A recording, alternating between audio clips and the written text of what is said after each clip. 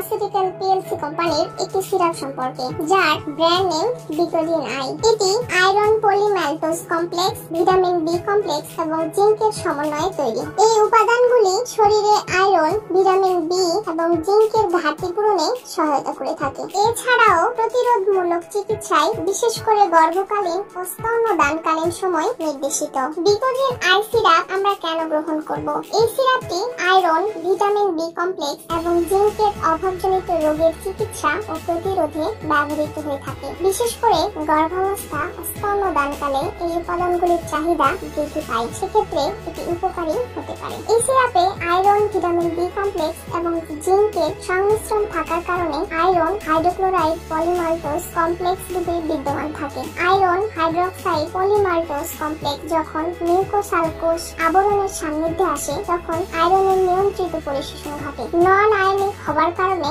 এই iron hydrochloride পলিমাল্টোজ complex প্রচলিত iron ওষুধ সমূহের চেয়ে অধিক স্থিতিশীল। বিকোজিন আই সিরাপ ব্যবহারে কি উপকার পাওয়া যায়? এই সিরাপটি আয়রন, ভিটামিন বি কমপ্লেক্স এবং জিঙ্কের অভাব পূরণে সহায়তা করে থাকে, যা রক্ত স্বল্পতা প্রতিরোধে বিশেষ ভূমিকা পালন করে। স্নায়ুতন্ত্রের কার্যকারিতা বৃদ্ধি করে, রোগ প্রতিরোধ ক্ষমতা উন্নত করে এবং শরীরের সঠিক বৃদ্ধি ও বিকাশে সহায়তা করে থাকে। এছাড়াও হাড়কে মজবুত করে, রক্ত স্বল্পতা দূর করে, গর্ভকালীন সময়ে যে ভিটামিনের অভাব থাকে সেটি দূর করে থাকে, স্তন্যদানকালীন সময়ে মায়েদের আয়রনের অভাব পূরণ করে থাকে। বিকোজিন আই সিরাপের পার্শ্ব প্রতিক্রিয়া। সাধারণত এই সিরাপটি সুসহনীয়, তবে কিছু ক্ষেত্রে বমি বমি ভাব, বমি, ডায়রিয়া বা পাকস্থলীর সমস্যার মতো পার্শ্ব প্রতিক্রিয়া দেখা দিতে পারে। বিকোজিন আই সিরাপের ব্যবহার বিধি ও সতর্কতা। নির্ধারিত মাত্রায় ও চিকিৎসকের পরামর্শ অনুযায়ী সেবন করতে হবে। কিডনি সমস্যায় আক্রান্ত রোগীদের ক্ষেত্রে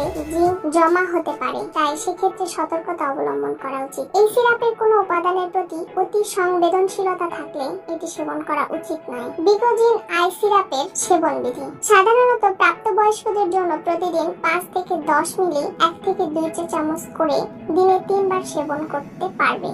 শিশুদের ক্ষেত্রে প্রতিদিন 5 মিলি 1 চা চামচ করে দিনে 3 বার এবং নবজাতকদের জন্য দৈনিক 0.33 মিলি কেজি শরীরের ওজন অনুযায়ী সেবন করতে বলা হয়ে থাকে, তবে সঠিক মাত্রা নির্ধারণের জন্য চিকিৎসকের পরামর্শ নেওয়া উচিত। বিকোজিন আই সিরাপের কিছু সতর্কতা ও পরামর্শ। সেবনের আগে চিকিৎসকের পরামর্শ নেওয়া গুরুত্বপূর্ণ, বিশেষ করে যদি আপনি অন্য কোনো ওষুধ সেবন করেন বা কোনো দীর্ঘস্থায়ী রোগে আক্রান্ত হন। সঠিক মাত্রায় সেবন নিশ্চিত করতে হবে এবং কোনো পার্শ্ব প্রতিক্রিয়া দেখা দিলে চিকিৎসকের সঙ্গে পরামর্শ করতে হবে। আপনাদের যে কোনো সমস্যায় অবশ্যই ডাক্তারের পরামর্শ অনুযায়ী মেডিসিন সেবন করা উচিত। প্রতিটি ওষুধ আলো থেকে দূরে ও শুষ্ক স্থানে রাখুন এবং শিশুদের নাগালের বাইরে রাখুন।